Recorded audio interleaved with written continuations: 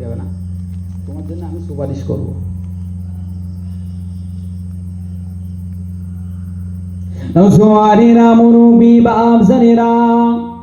আল্লাহ পাকের নবী মুসা আলাইহিস সালাম গুটি গুটি পায়ে তুর পাড়ে চলে গেলেন। আল্লাহ পাকের সঙ্গে প্রয়োজনীয় কথোপকথন করলেন, কথাবার্তা শুনলেন।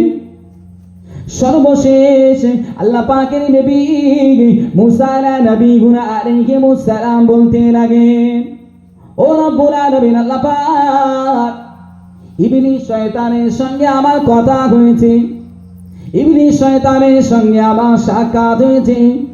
ও রব্বুল আলামিন, আল্লাহ পাক, ইবলিস শয়তান তওবা করতে চায়, ইস্তিগফার করতে চায়, মাফি চায়। আল্লাহ পাক ইবলিস শয়তানকে কি ক্ষমা করা যাবে? আল্লাহ বললেন, নবী মুসা, তুমি সত্যি কি মিথ্যে বলে তুমি জানো? ও সত্যি বলেছে কি মিথ্যে বলেছে জানো তুমি?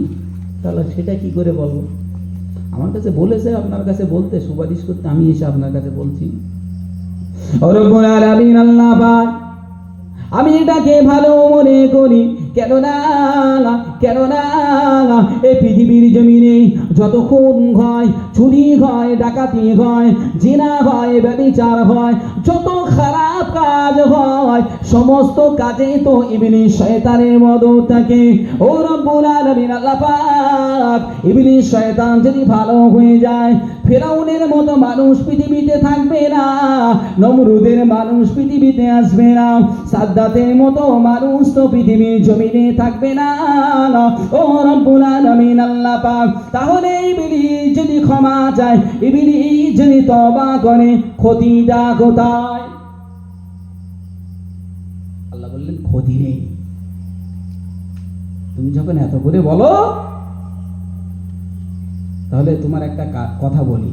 তুমি চাও যাবার পথে যদি ইবলিসের সঙ্গে দেখা হয়, তুমি একটা কথা বলবে যে সে যদি ক্ষমা পেতেই চায়, মাপ পেতেই চায়, সত্যি যদি সে ইস্তেগফার করতে চায়, সে যেন আমার পয়গম্বর, আমার খলিফা আদম আলাইহিস সালামের কবরে যে যেন সিজদা করে।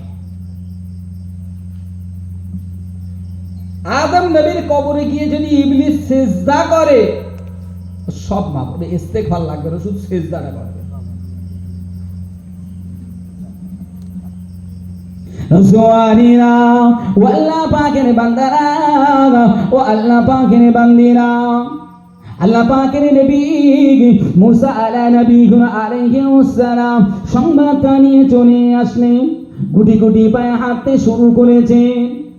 পথের মধ্যে এসে দেখতে পায় ইবলিস শয়তান দাঁড়িয়ে আছেন। ইবলিস শয়তান জিজ্ঞাসা করেন, ও আল্লাহ পাকের নবী মুসা আলাইহিস সালাম, আল্লাহ পাকের তরফ থেকে কি সংবাদ দেওয়া হয়েছে, কি বার্তা দেওয়া হয়েছে? আল্লাহ পাক কি আমাকে ফিরিয়ে নিতে চায়? আল্লাহ কি আমাকে মাফ করতে চায়? আল্লাহর নবী মুসা আলাইহিস সালাম বলতে লাগেন, ও ইবলিস শয়তান, তোমাকে ইস্তেগফার করা লাগবে না, তওবা করা লাগবে না।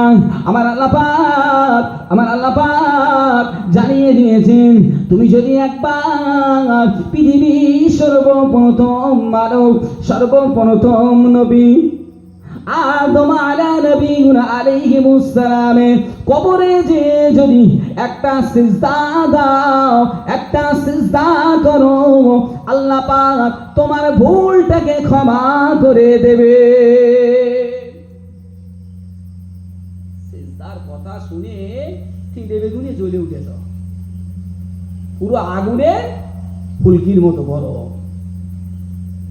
সিজদা, আবার সিজদা, যে সিজদার কারণে আমি মুআল্লিমুল মালাইকা থেকে আজাজিল হয়েছি, আবার সেই এখানে এসে যদি বা ভালো হতে চেয়েছি, সেই সিজদা। আরে সিজদা আমার কোনো কালে পছন্দ ছিল না, আজও নেই, ভবিষ্যতেও আমার হবে না।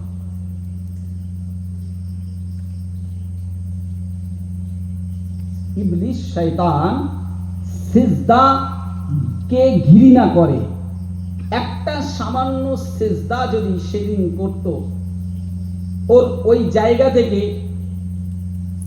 আল্লাহ কোনোদিন ওকে নামিয়ে ইবলিসে পরিণত করতো না। ওর ভুল কি কিছু ছিল?